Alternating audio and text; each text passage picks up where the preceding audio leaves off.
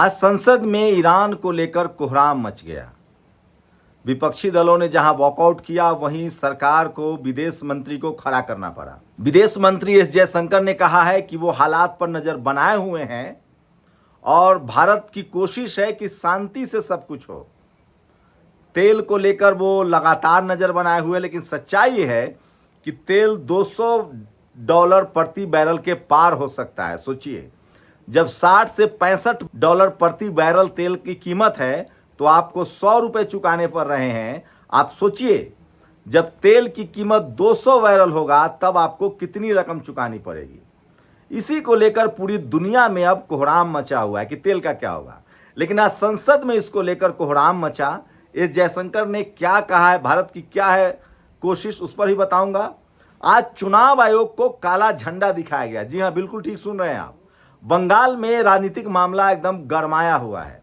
BJP जहां महामहिम राष्ट्रपति द्रौपदी मुर्मू को लेकर शेड्यूल्ड ट्राइब का कार्ड खेल रही है।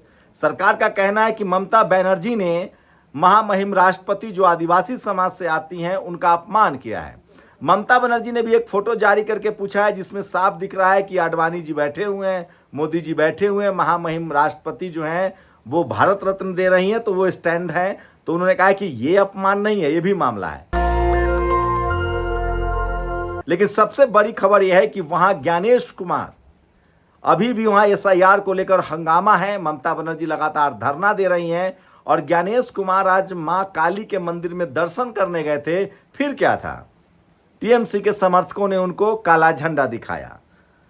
असम में भी चुनाव होगा, बंगाल में चुनाव होगा, लेकिन उससे पहले बात बिहार की, जिसका सबसे ज्यादा इन चुनावों पर असर होने वाला है। आपको बता दें कि बिहार में जिस तरह से नीतीश कुमार को कहा गया कि आप मुख्यमंत्री का पद छोड़ दीजिए और राज्यसभा चले जाइए, लोगों को यह पच नहीं रहा है। लोगों को लग रहा है कि ऐसा कैसे हो सकता है, कोई मुख्यमंत्री का पद छोड़ के राज्यसभा क्यों जाएगा। वहीं आनन फानन में नीतीश कुमार के जो बेटे हैं निशांत, उनको पार्टी में शामिल कराया गया है। लोगों के जहन में अभी भी ये सवाल है कि आखिर निशांत कुमार को डिप्टी सीएम बनाया जाएगा या सीएम बनाया जाएगा। और तमाम लोग बीजेपी के चाल चरित्र और चेहरा, ये जो बीजेपी की यूएसपी थी, उस पर सवाल उठा रहे हैं।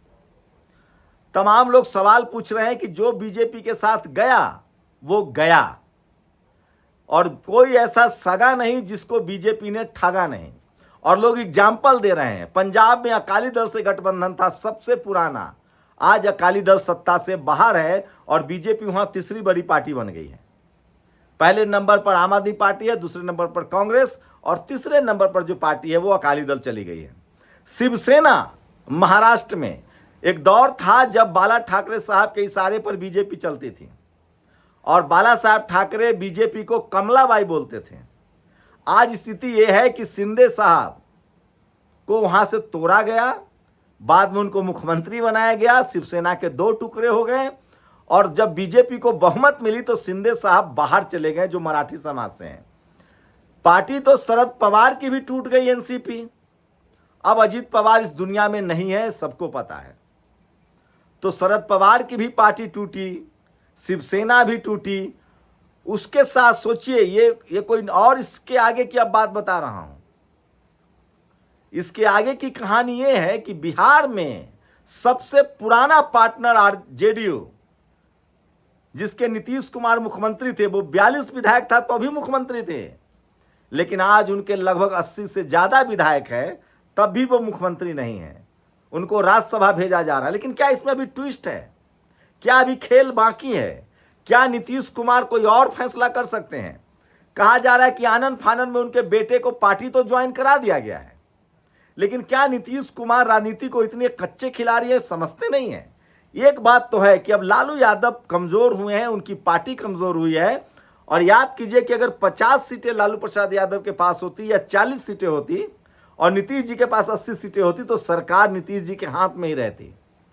इसका मतलब मैं बार बार कहता हूं कि 20 साल नीतीश कुमार इसलिए सत्ता में रहे क्योंकि लालू यादव के दरवाजे हमेशा खुले रहे, और जब जब नीतीश कुमार को बीजेपी से पार्टी की टूट का खतरा महसूस हुआ, लालू जी खड़े रहे और उनके साथ मिले और सरकार बनाए।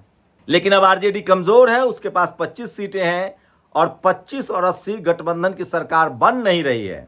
उपेंद्र कुशवाहा की माने उपेंद्र कुशवाहा भी अब बीजेपी के साथ ज्यादा करीब दिख रहे हैं, क्योंकि उनके अपने बेटे को भी मंत्री है, उनको भी बचाना है, क्योंकि उनको एमएलसी बनवाना है, और वहीं उनको भी राज्यसभा आना है। उनके पास विधायक टोटल 4 हैं।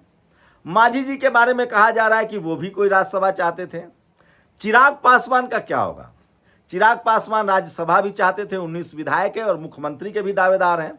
तो बिहार पर सबकी नजर है कि मुख्यमंत्री कौन होगा। पहले दिन बहुत हंगामा हुआ, ठीक होली के दिन ये सब फैसला हुआ। उस दिन अखबार छपता नहीं है। उसके अगले दिन नीतीश कुमार से राज्यसभा का नामांकन कराया गया।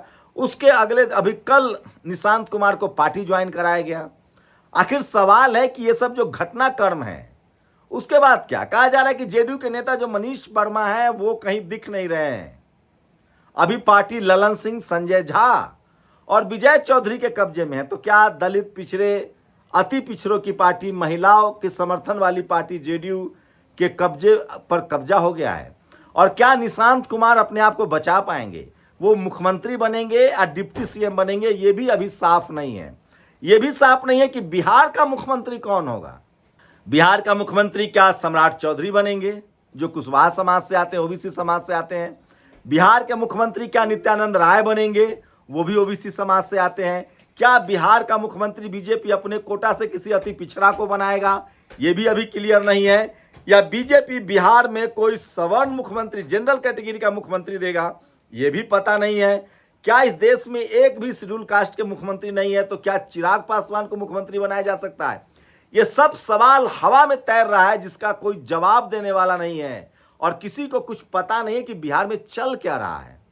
सवाल है कि मुख्यमंत्री राज्यसभा के लिए नामांकन कर चुके हैं, तो पर्दे के पीछे मुख्यमंत्री का पद चला कौन रहा है?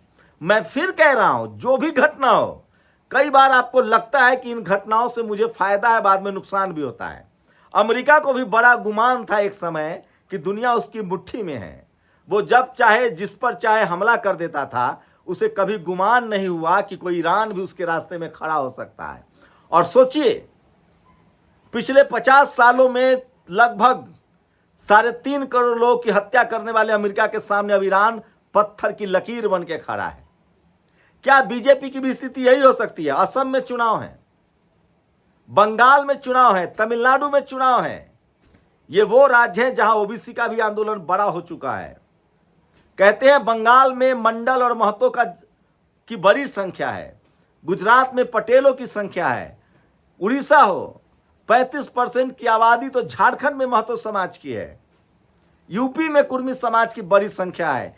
क्या बीजेपी ने एक मुख्यमंत्री पद से नीतीश कुमार को हटाकर ओबीसी में से एक बड़ा वोट बैंक गंवा दिया है? लेकिन बीजेपी की मुश्किलें यही कम नहीं हो रही है।